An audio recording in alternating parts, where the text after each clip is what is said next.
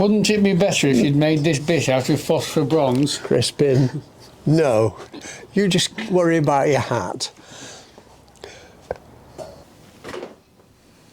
MrCrispin here once again, and welcome to Richard's workshop. I'm joining Richard today for a very exciting phase of a project, and I'll hand over to Richard to explain what's going on.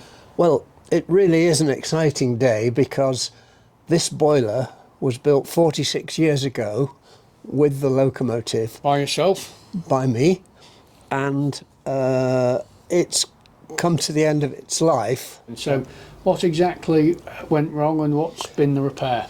Right. So the boiler's made of copper, and 1/8 copper, 3mm copper, and the outer wrapper hasn't been affected, but all the internals, it isn't just that it developed a flaw, all the passages inside the boiler, which are the heat exchange surfaces, became choked with calcium carbonate, and so the boiler repairer who did this job said that what he could do is keep the old outside that I made all those years ago and scrap the end plates, the tubes, and the plates that are the internal surfaces, and give it a new lease of life. And so given you made this yourself 46 years ago, you decided not to tackle the repair yourself? I couldn't,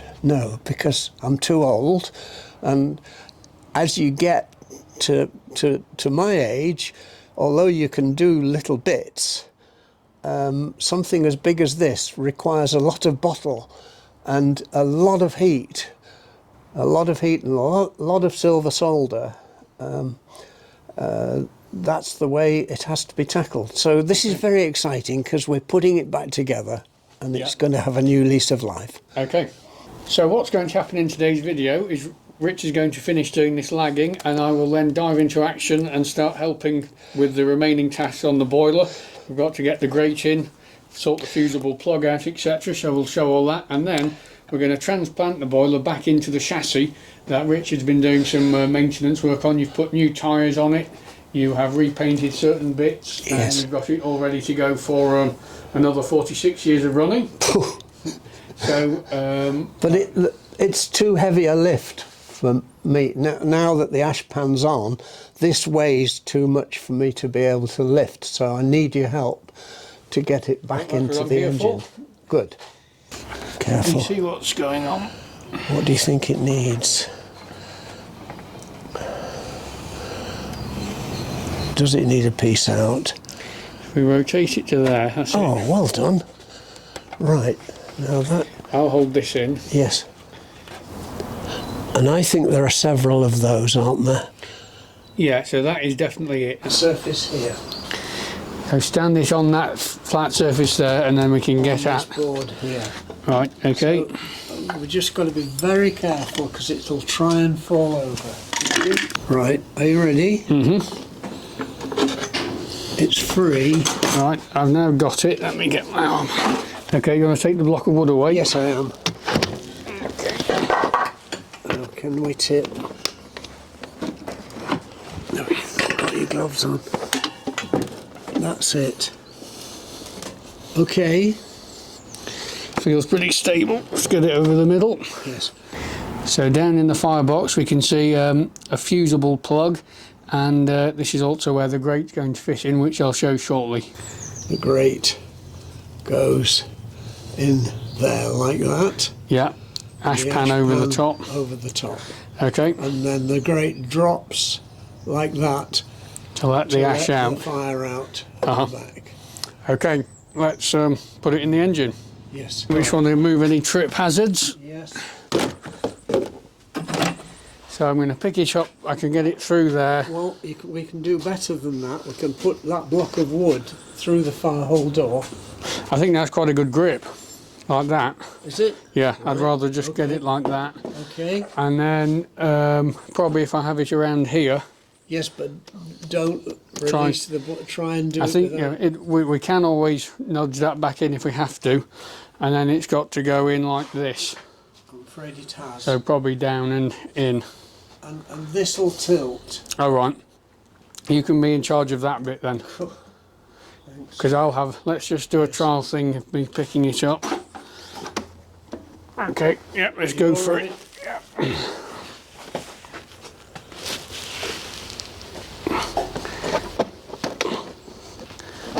Now, can you see the bolting holes? Yeah. Right, it's safe now. Lovely. Before it drops in, we want to move that cladding a bit. See how it's bunched up around the sides? It's not too bad on this side actually. Can you see where it's got to go? You can see yeah, those I can see 6 bolts. See where it's got to go. It's just that the material has bunched up a bit. So yeah, I think this is going to be a casualty. This when you can maybe work out how to reinstall it later. Yes. So we've got to engage the front end now. It's just cool.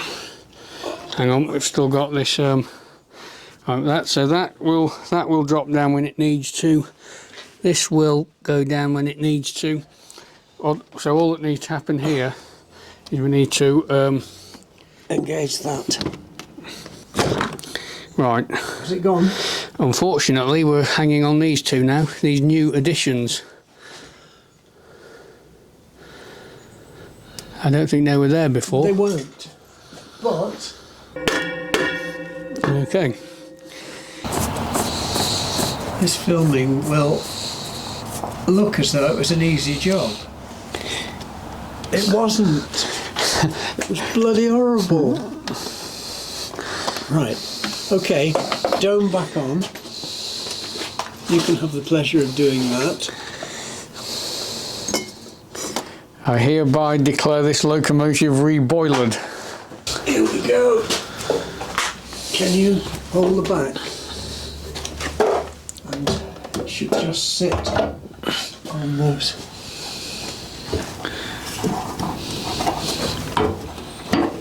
That's it. Beautiful. Something like that. The handbrakes. Yes, something like that. Something like that. So there we are. We have a mostly reassembled locomotive, yes, and definitely a reinstalled boiler.